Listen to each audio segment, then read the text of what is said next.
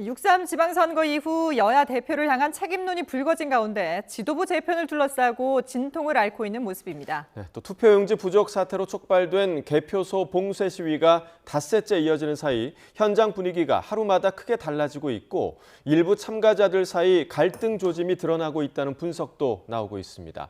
조금 더 자세한 이야기 성치훈 더불어민주당 부대변인, 강전애 전 국민의힘 대변인과 나눠보겠습니다. 어서 오십시오. 안녕하십니까? 안녕하세요. 네. 자, 민주당이 오는 8월 17일 차기 당대표를 선출하기 위한 전당대회를 열기로 한 가운데 어제 취임 1주년 기자회견에서 나온 이재명 대통령의 발언도 주목받고 있습니다. 먼저 듣고 오겠습니다. 김인석 총리의 정말로 뛰어난 리더십으로 내각은 잡음 없이 하나의 목표를 향해서 제가 제시하는 방향대로 치열하게 잘 달려왔어요. 이제는 또 다른 역할을 맡는 게 더 적정하다고 보여지기 때문에 이제 역할을 바꾸게 됐는데, 근데 이길 거를 졌다, 또 이겨야 되는 곳을 졌다고 하면 그건 문제가 다르죠. 최소한 성공은 아니죠. 우리 박지원 대표가 가끔씩 하는 얘기 있는데 골프와 선거는 고개 들면 진다. 정말 마음 내려놓고 겸손한 자세로 죽을 힘을 다하는 거하고 딴맘 먹은 건 완전 다릅니다. 네, 저희가 녹취를 두 가지를 들려드렸는데 앞부분은 누가 들어도 이제 김민석 총리를 칭찬하는 그런 발언이었고 뒷부분은 정청래 대표를 겨냥한 발언이 아니냐 이런 해석들이 나오고 있는데 어떻게 들으셨어요? 일단 뭐 말씀하신 것처럼 앞부분은 김민석 총리라고 딱 명시를 네. 하셨으니까요. 그리고 이재명 정부의 첫 번째 총리였기 때문에 그만큼 각별한 애정도 있으셨을 것 같고 임기 1년을 무사히 마쳤으니 그에 대한 칭찬 메시지를 과감하게 던져주신 것 같습니다. 아니, 뒷부분은 근데 정청래 대표를 콕 집었다기보다는 이제 민주당을 전체를 얘기하는 거겠죠. 아무래도 대통령이 높은 국정 지지율로 뒷받침을 해줬음에도 불구하고 아쉬운 성적표가 나왔기 때문에 사실 민주당 내부에서도 광역단체장 12대 4 정도면 승리한 거 아니야? 라는 생각을 할 수 있음에도 불구하고 서울시장 선거의 패배, 그리고 재보궐선거, 특히나 격전지였던 부산 북구 갑, 그리고 평택 을에서의 패배 때문에 사실 분위기가 좋지 않거든요. 네. 그런 부분에서 만약 기자들이 저 지방선거 결과 어떻게 생각하세요라고 대통령께 물어봤는데 이 정도면 이긴 거 아닙니까? 뭐 최선을 다했습니다. 할 수 있는 만큼 다 했습니다라고 하면은 방금 대통령이 말씀하신 것처럼 이 겸손해야 된다는 메시지를 던지셨잖아요. 그러니까 예. 대통령께서는 겸손하자는 차원에서 집권 여당인 민주당에게 함께 뭔가 좀 더욱 겸손해야 된다라는 그런 차원에서 말씀하신 거라고 저는 해석했습니다. 네. 야당 입장에서 보시기에는 어떻게 해석되든가요? 그런데 마지막에 발언하신 내용을 보면은요, 예. 정말 마음 내려놓고 겸손한 자세로 죽을 힘을 다하는 거하고 딴 마음 먹는 거 완전히 다릅니다라고 표현을 하셨거든요. 민주당 전체가 딴 마음을 먹었다라고 보기는 좀 어렵지 않나. 결국에는 정청래 대표가 딴 마음 먹었다라고 분명히 지적을 하셨다라고 생각을 합니다. 민주당이 이번 지방선거를 앞두고 지방선거보다도 오히려 8월에 있을 전당대회가 더 관심사가 되는 것이 아니냐라는 여러 군데의 지적들이 있었죠. 특히 송영길 의원 같은 경우에는 본인도 연수에서, 개항이 아닌 연수에서 어떻게 보면은 처음 초선으로서 도전을 하고 있는 가운데에서도 본인의 지역구 선거운동보다는 부산에는 정청래 대표 가지 마라. 거기에 있어서는 그냥 전재수 의원에게 맡겨라. 하정우 후보와의 어떠한 좀 오빠 논란 이런 것들에 대해서 따끔하게 지적하는 모습들도 보였고요. 막판에는 사실 전북에 있어서 김관영 무소속 후보를 지지하는 발언들을 하면서 이번 지방선거가 어떻게 보면은 전당대회 전초전이 아닌가라는 이야기들이 많이 나왔었던 것이죠. 이러한 부분에서 정청래 대표 역시도 마지막에 격전지를 가기보다는 호남 지역에 계속적으로 머무르는 듯한 모습들을 보였었거든요. 8월 선거 과정에서 당원들의 표가 가장 많은 지역에 계속 머무르고 있었다는 것도 대통령 입장에서는 딴 마음 먹었다라고 보실 만한 상황이었다라고 생각을 합니다. 결국에는 지방선거를 앞두고 점점 당내 갈등이 터져 나오는 것을 대통령께서 어제 기자회견에서 살짝 보여주신 것이 아닌가 싶습니다. 예. 자, 그럼 오늘 그 대통령 유럽 순방 환송에 민주당 지도부가 불참한 거 사실 굉장히 좀 이례적인 상황이긴 한데 이걸 지금 지방선거 책임론과 연결시키는 건 좀 과도한 해석입니까? 어떻게 좀 보세요? 사실 만약에 정청래 대표가 나왔으면 언론에서 뭐 어색한 분위기 뭐 이렇게 헤드라인을 잡지 않았을까요? 그러니까 예.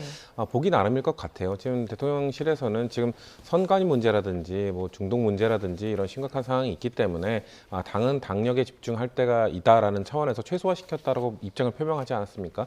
근데 이렇게 표명한다 하더라도 많은 분들이 결국 어색한 기류 그런 것 때문에 초대하지 않은 것 아니라 말씀하실 것 같은데 예. 정청래 대표는 같은 시간대에 지금 전북지사 당선인인 이원택 후보와 이 약속이 잡혀 있었다고 하네요. 그러니까 네. 그런 일정을 소화하느라고 지방선거 이후의 일정, 사실 정청래 대표가 선거 끝나고 며칠 동안 일정을 안 하셨어요. 아마 수석 대변인께서 아무래도 그 지방선거 동안 몇 달 동안 거의 쉬지 못했기 때문에 좀 푹 쉬었다고 말씀하셨는데 그 이후에 이제 지방선거 후속 조치라고 할 수 있는 일정들을 소화하느라 나오지 못한 거라고 좀 봐주셨으면 좋겠습니다. 예, 정청래 대표가 참석을 했든 안 했든 논란일 것이다라고 말씀하셨는데 지금 화면에 저희가 보여드리고 있는데 4월에 인도 순방 출국대 모습 그리고 오늘 아침에 순방 유럽을 나서는 모습을 보여드리고 있습니다. 그러니까 4월에는 정청래 대표가 참석을 했는데 이번에는 오늘은 참석하지 않았는데 또 눈길을 끄는 것이 이 자리에 김민석 국무총리는 참석을 했거든요. 근데 사실 보통은 통상적이라면 국무총리는 환송 때 말고 이렇게 귀국하실 때 정도는 참석을 해도 출국하는 장면에서는 보기가 쉽지 않았기 때문에 오늘 더 여러 가지 해석이 나오는 것 같거든요. 맞습니다.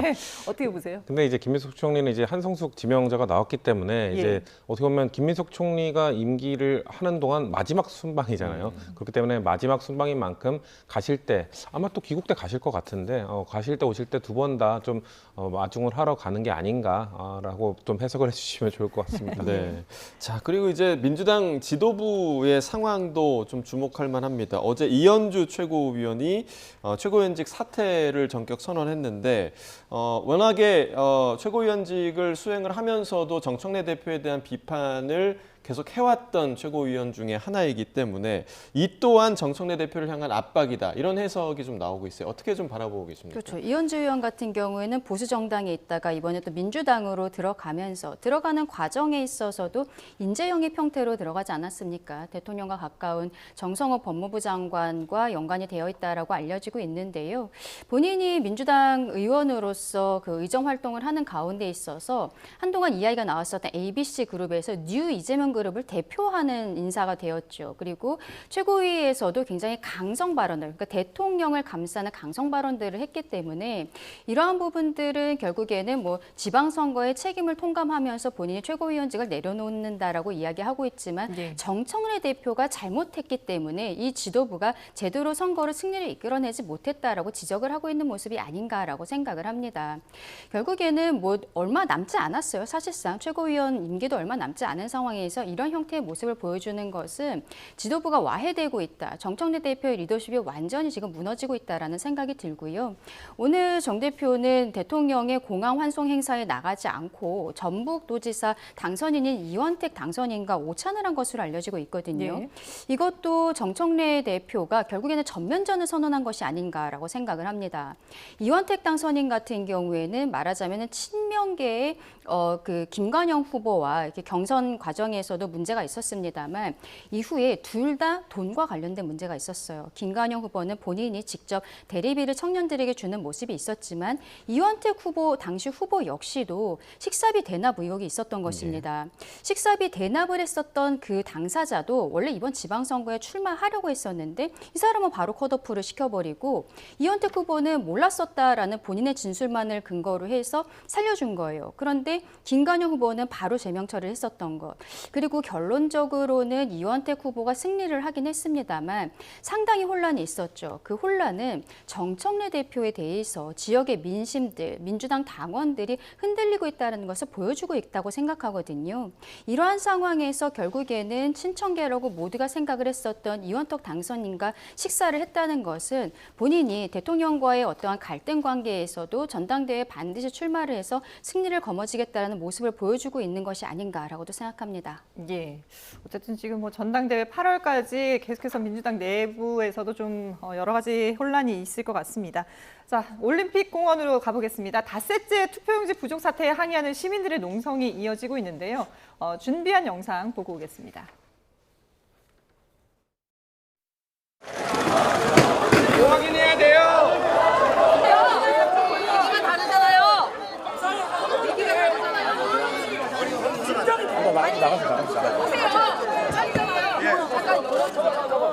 애들 너무 괴롭히네 진짜.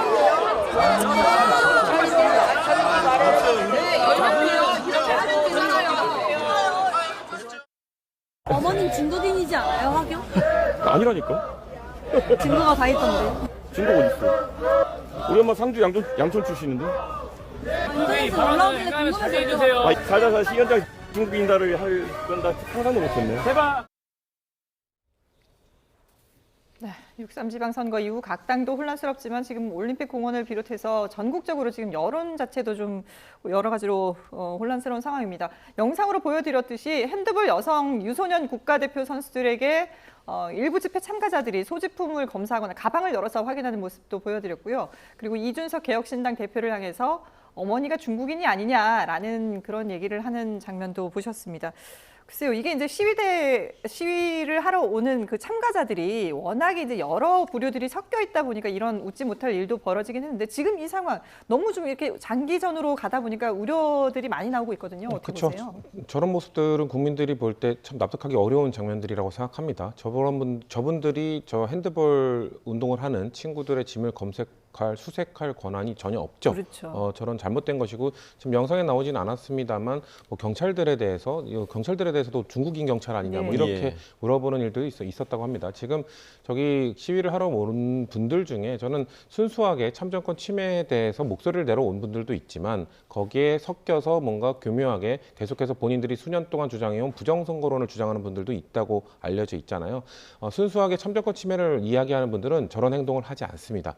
그 친구들은 자신들이 이렇게 원칙을 정해놓고 태극기만 흔들어야 된다. 왜냐하면 성족이나 이스라엘기 이런 것들은 다른 태극기 집회 성격으로 비춰질 오해가 있다. 그리고 정치적 구호는 하지 않는다. 오로지 재선거만 이야기한다. 그리고 애국가 제창만 한다. 그리고 네 번째 원칙인가가 평화를 무조건 추구한다였습니다. 저렇게 다툼이나 물리적 충돌 이런 것들을 유발할 만한 행동을 절대 지양해야 된다고 그 친구들이 주장을 하고 있기 때문에 예. 저는 우리가 봤던 영상에 나온 저분들은 제가 생각하는 개인 의견입니다만 저분들은 전 부정선거론자일 가능성이 매우 높다고 생각합니다. 그렇기 때문에 저기에 나와 있는 순수한 이 참정권을 주장하는 분들과 저분들은 전 분리해서 생각해야 된다고 생각을 하고 다만 이렇게 좀 저녁이 됐을 때 영상에 보는 것처럼 저녁이 됐을 때는 아무래도 이 많은 학생들 여기 좀 거리로 몰려나온 2030 사람들은 좀 집으로 돌아가는 경향이 있고 낮이 됐을 때 그리고 주말에 좀 많이 모이는 또 경향이 있다고 합니다. 어디가 다수인가에 따라 이 구호나 목소리가 좀 달라지는 걸로 알고 있기 때문에 이런 것들 국민들께서 다 같은 부류로 보시진 않았으면 좋겠습니다. 예, 그러니까 조금은 좀 다른 목표를 가진 참가자들이 이곳에 섞여 있으면서 이런 문제들이 발생하고 서로 의심하기도 하고 뭐 이른바 프락치로 이제 의심을 해서 뭐 검열하는 그런 모습도 포착이 되고 있는데 이런 부분은 조금 우려되는 부분이 아닐까 생각이 들어요. 어떻게 좀 보십니까? 많이 우려가 될 수밖에 없겠죠. 결국에는 정치권이 국민들께 신뢰를 잃어버렸기 때문에 국민들께서 저런 불필요한 혼란을 겪고 계신 것이 아닌가라고 생각을 합니다. 초반에 이렇게 많은 분들이 모여 계셨을 때 황교안 대표라든지 뭐 전한길 씨 이런 분들이 갔을 때 거기에 계셨던 2030 청년들로부터 오지 말라. 그리고 성조기도 흔들지 말아달라. 부정선거라는 것을 외치지 말아달라라는 이야기들이 있었습니다.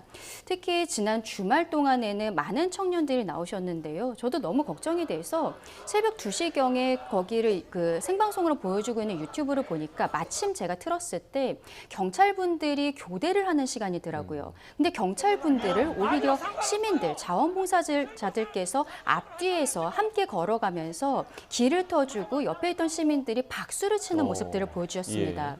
정말로 성숙한 시민의식이라는 생각이 들었는데 며칠 전부터는 제가 또 이제 동영상 생방송으로 보니까 처음에는 재선거만 외치시다가 부정선거, 재선거라고 외치시는 분들이 많이 나오고 계시는 거예요. 예.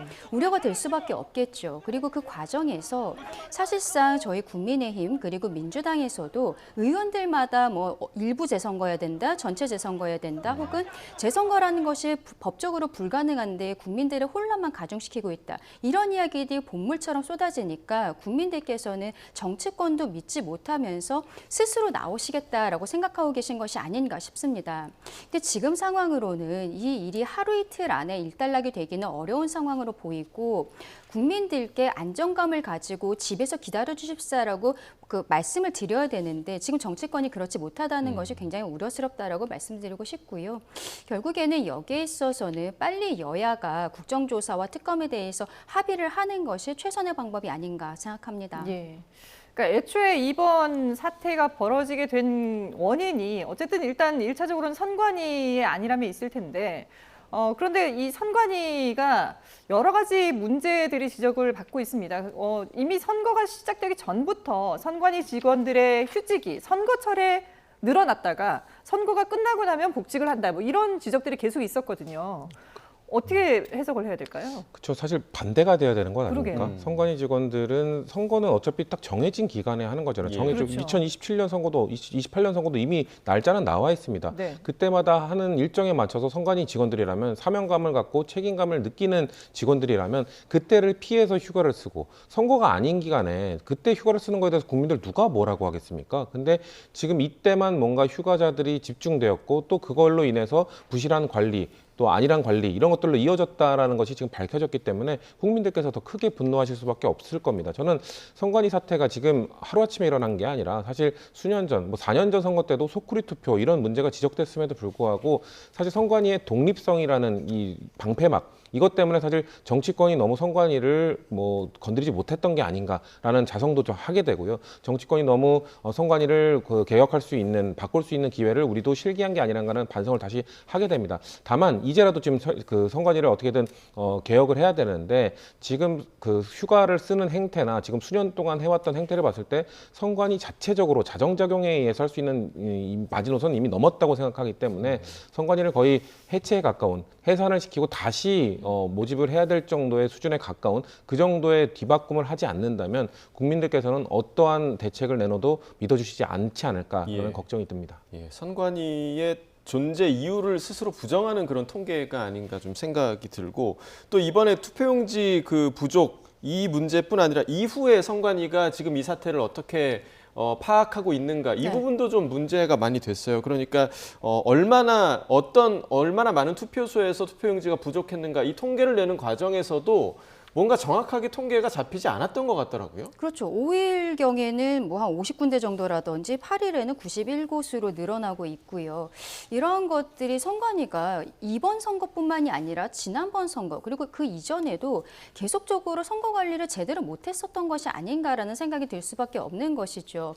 그리고 뭐 휴직 사태 같은 경우에도 이번에 처음 알려진 것이 아닙니다. 예. 과거부터 알려지고 있었습니다만 문제는 작년에 헌법재판소에서 그러니까 감사원에서 선관위를 특별감찰을 하려고 하니까 선관위 측에서 본인들은 헌법기관이기 때문에 이런 감찰 받을 수 없다라고 헌법재판소에 권한쟁의 심판 청구를 했는데 헌재가 선관위의 손을 들어준 거예요. 그러니까 여기에 대해서는 감사도 불가능하고 그리고 헌법기관이기 때문에 뭐 지금 법률을 개정한다라는 이야기도 나오고 있습니다만 수사를 하는 것이 현실적으로 좀 어려운 부분들이 있지 않나 싶습니다. 그리고 선관위에서는요.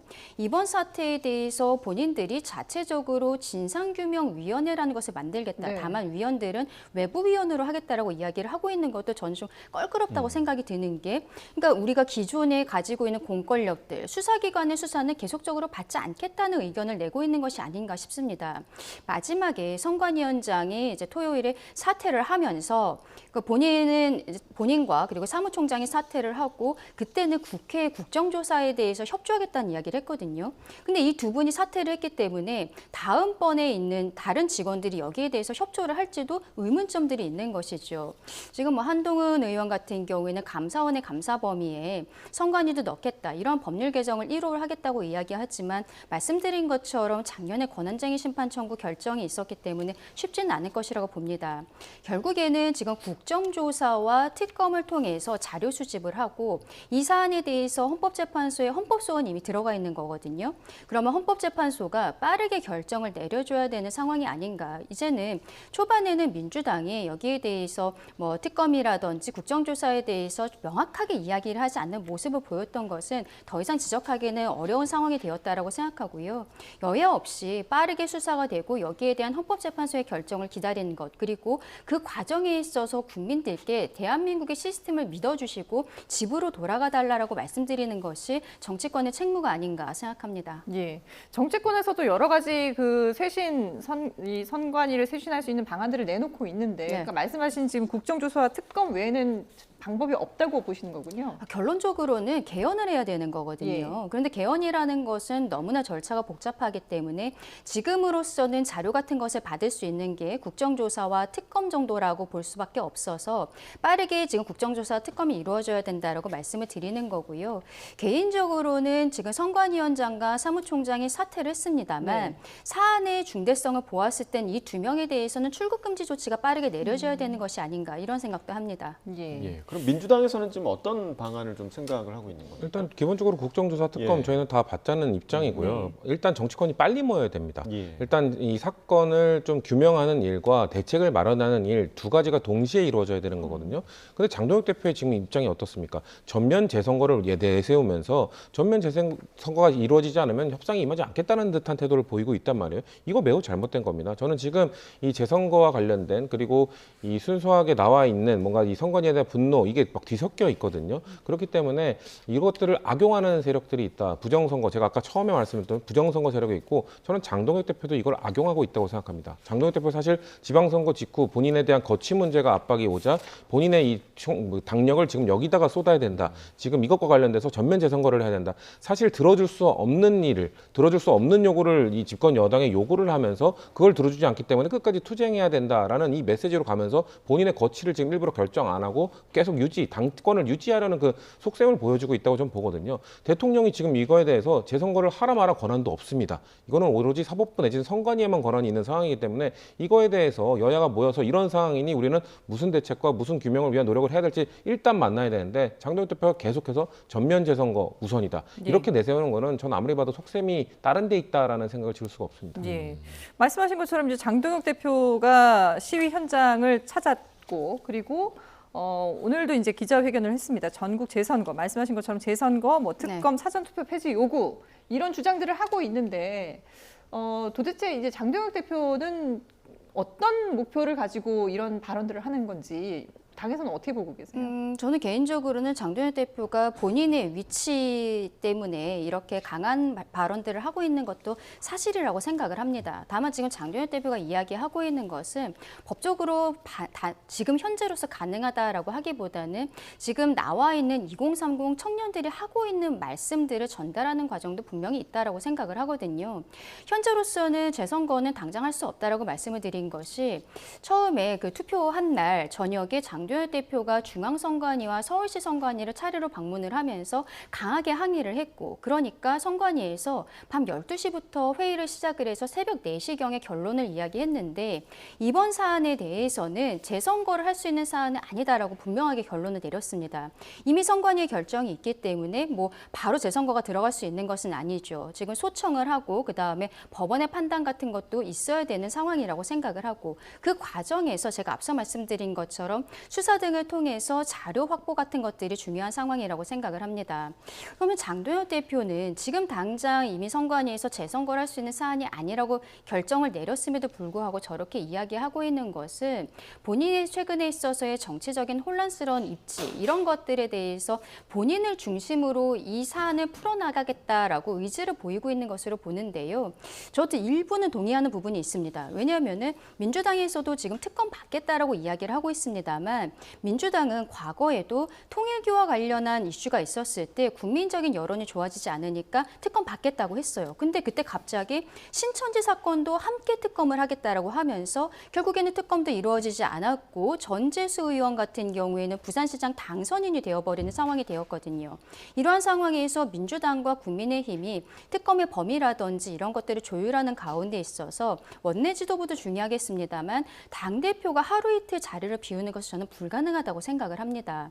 그렇다면은 장동혁 대표는 자꾸 전선을 넓힐 것이 아니라 이번 사안이 마무리될 때까지만 본인이 당대표로서의 직을 수행하고 그 이후에는 당원들의 재심임을 묻는다라든지 다른 형태의 지금 전국을 좀 안정시킬 수 있는 발언들을 하고 이러한 대안들을 제시해야 되는 것이 아닌가. 그것이 정치인의 책무가 아닌가 생각합니다. 예.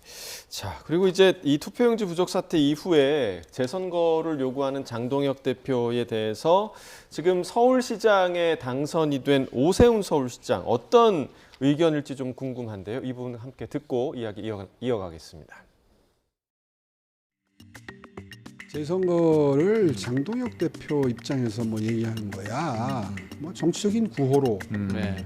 생각하면 본인의 될것 그냥 같고요. 본인의 당의 총의를 언제 모은 적이 있나요? 그렇죠. 네. 본인이 대표로서 그냥 하는 얘기니까 네.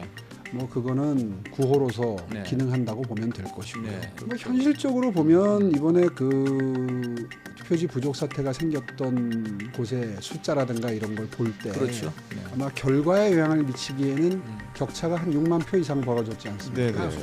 근데 뭐 현실적으로는 영향을 미치기가 좀 어려운 구조인 건 사실이라고 저는 생각합니다.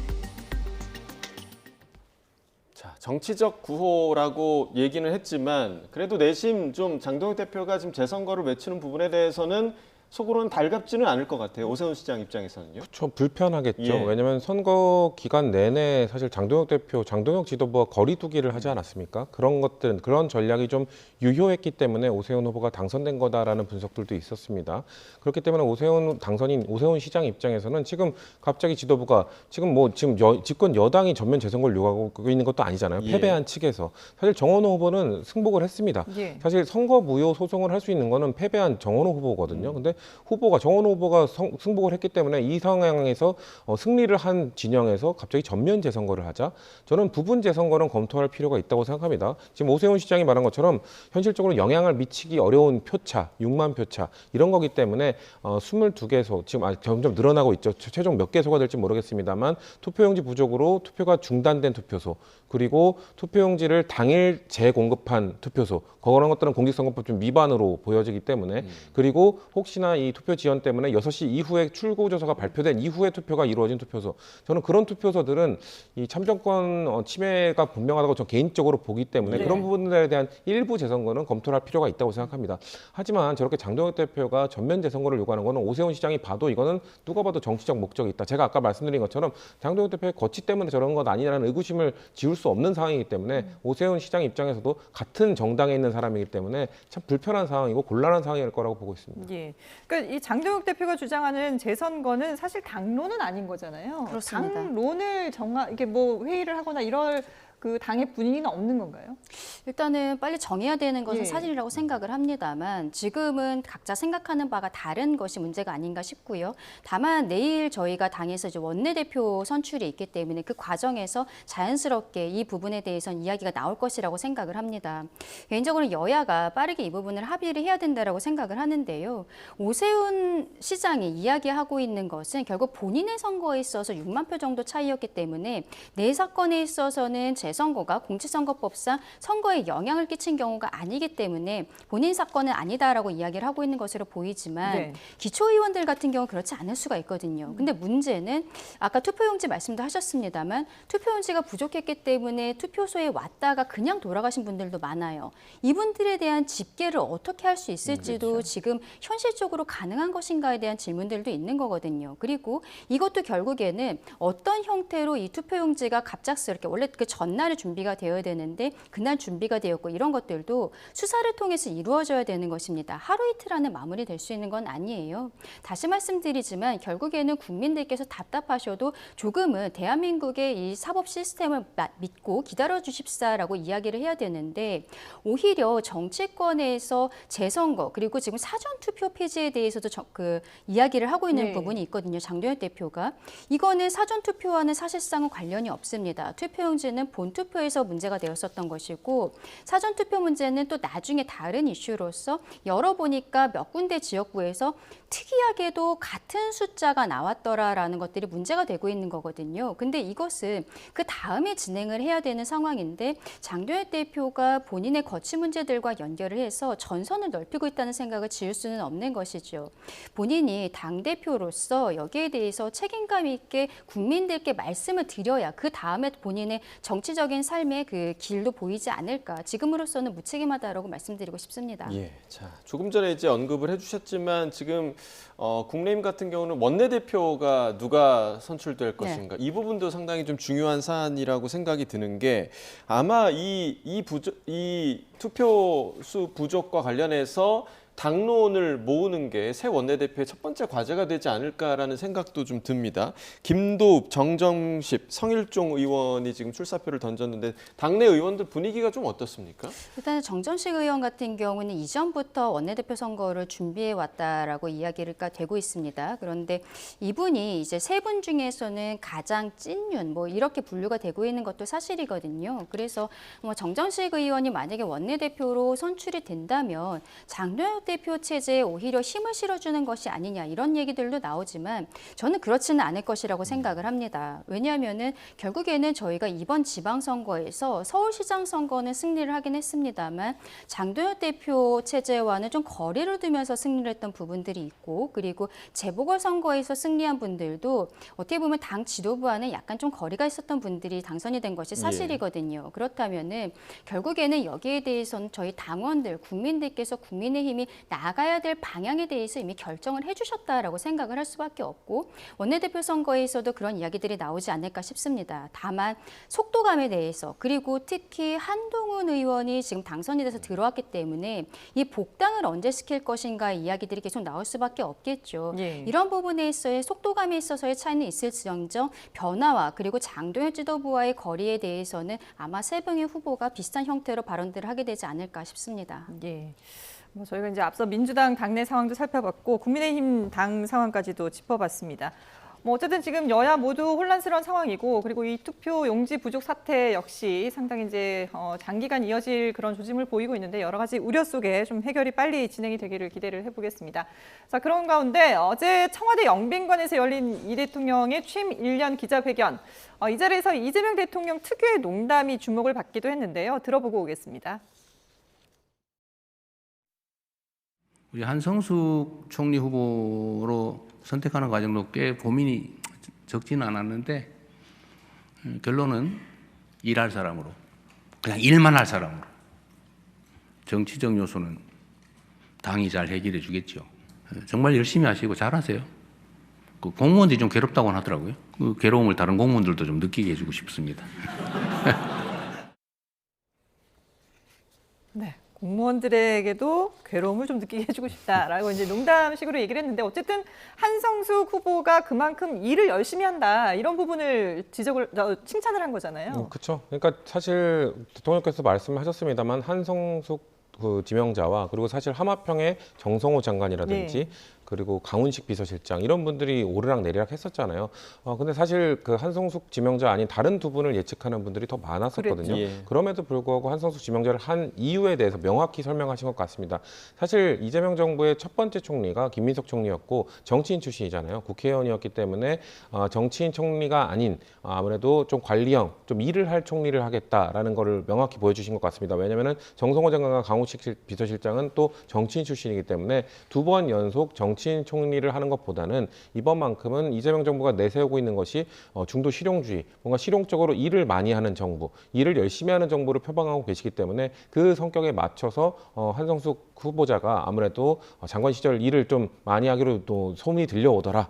그렇기 때문에 그런 것들을 그 지명의 이유로 말씀하신 것 같고 저 말을 들으면서 공무원들은 아마 웃지 못했겠죠. 공무원들은 웃지 못했겠지만 공무원들을 사용하고 있는 사용자라고 할 수 있는 국민들께서는 그치 우리가 이런 맛에 세금을 내는 거지 세금을 내는 만큼 일은 많이 해야지라는 생각으로 좀 뿌듯하게 보시지 않았을까라고 생각을 해봅니다. 네, 자, 그럼 국민의힘에서는 한성숙 후보자 지명 의도에 대해서 대통령의 지명 의도에 대해서 좀 어떻게 분석하고 있습니까? 일단 어제 1주년 기자회견에 대해서 먼저 말씀을 드리면은요. 지금 가장 큰 문제가 되고 있는 선관위 사태에 대해서 저는 어제 대통령께서 1주년 기자회견에서 국민들께 진중한 사과의 메시지를 국정의 총책임자로서 하셔야 되는 것이 아닌가라고 생각을 했는데 그런 메시지가 나오지 않았다는 것이 굉장히 유감이라고 생각을 합니다. 특히 잠실 투표소에서는 이 항의하고 있는 시민들을 기동대가 투입을 해서 사람들을 팔다리를 잡고 끌어내는 모습 모습들 오전에 전 국민이 생방송으로 지켜본 바가 있었거든요. 대통령께서는 선관위에서 책임을 지고 처리해야 될 문제다라고 이야기를 하시면서 선관위 쪽으로 책임을 넘기는 듯한 발언을 당시에 하고 계셨고, 그리고 기동대가 투입됐던 것, 이것이 어디까지 선에서 결정이 됐던 것인지 분명히 밝혀져야 되는 부분이 있다고 생각을 합니다. 그리고 이러한 상황에서 국정 2인자인 국무총리를 지금 당장 변경을 해야 되는지도 의문이에요. 특히 김민석 총리가 결국에는 당내 권력 싸움에 들어가기 위해서 총리직을 1년 만에 내려놓은 거거든요. 이 부분은 굉장히 좀 의문스럽다라는 생각이 들 수밖에 없는 것이죠. 그 결국에는 이제 본인께서 한성수 총리 후보자를 지명을 하셨기 때문에 이분에 대해서 뭐 좀 이렇게 띄워주시는 듯한 발언들을 하고 계시는데, 또 이번 지방선거 과정에서 보면은 대통령께서 힘을 실어주셨던 분들이 결론이 좋지 않았거든요. 하정우, 뭐 정원호, 그리고 과거 대통령께서 인재 영입을 하셨던 김용남 전 의원이라든지 이런 것들을 보았을 때는 오히려 대통령께서 지금 같은 상황에서는 이러한 발언을 해서 긁어부스럼을 만드는 것보다는 조금은 객관적으로 떨어져서 계시는 것이 낫지 않은가. 여러모로 정무적으로 굉장히 아쉬운 발언이었고 지금 판단이었다라고 생각합니다. 예. 자, 말씀을 듣는 동안에 속보가 들어서 전해드리겠습니다. 2차 종합특검팀이 윤석열 정부 관저 이전 의혹과 관련해서 김대기 전 대통령실 비서실장과 이상민 전 행정안전부 장관 등을 기소했습니다. 네, 종합특검 출범 이후 첫 기소 사례가 되겠는데요. 종합특검은 내일 구속기간이 만료되는 김 전 실장과 윤재순 전 총무비서관을 직권남용 혐의로 구속 기소했다고 오늘 밝혔습니다. 관련해서 서울구치소에 수감 중인 이상민 전 행정안전부 장관과 구속이 불발된 김호진 전 국토교통부 1차관도 함께 재판에 넘겼습니다. 자, 관저 이전 의혹. 지난 2022년 대통령 관저 이전 공사 당시에 무자격 업체인 21g의 공사비를 지급하기 위해서 행안부 예산 28억 원가량이 불법 전용됐다는 내용을 골자로 하고 있고요. 편성된 예산보다 많은 금액이 사용되는 과정에서 적법한 절차를 거치지 않고 행안부 등 부처 예산을 전용한 것으로 종합특검은 보고 있습니다. 그리고 종합특검은 어제 기재부 공모관계 확인을 위해서 기획예산처와 당시 예산실 관계자들에 대한 강제 수사에도 착수하기도 했습니다. 관련 소식 이어지는 뉴스에서 정리해서 전해드리겠습니다. 예. 자, 한성숙 국무총리 후보자에 대한 얘기를 하던 와중이었는데 지금 이 한성숙 후보자 같은 경우에는 뭐 앞서서 저희가 이제 일만 할 것이다라는 이 대통령의 기대도 있었고 상당히 이제 일을 잘하는 인물로 그렇게 평가를 해주셨는데, 근데 이제 지금 다주택과 관련해서 계속해서 문제 지적들이 나오고 있거든요. 물론 이제 매매를 하겠다라고 얘기는 하고 있습니다만, 처분을 하겠다라고 얘기는 하고 있습니다만은 이 부분에 대한 비판은 어떻게 좀 판단을 하세요? 개인적으로는 빨리 정리가 되는 것이 좋을 것 같다라는 생각을 합니다. 사실 네. 이재명 정부에서는 다주택자를 강제적으로 처분하라고 하지는 않았습니다. 네. 세금을 감당할 수 있는 사람들은 감당하라라는 이전 정부와는 좀 다른 행태를 보였기 때문에 한 후보자가 뭔가 본인이 세금을 감당할 수 있었으면 감당을 했겠죠. 근데 아무래도 국무총리의 지명을 됐기 때문에 좀 더 정리하게 되겠다는 필요성을 좀 느낀 것 같고요.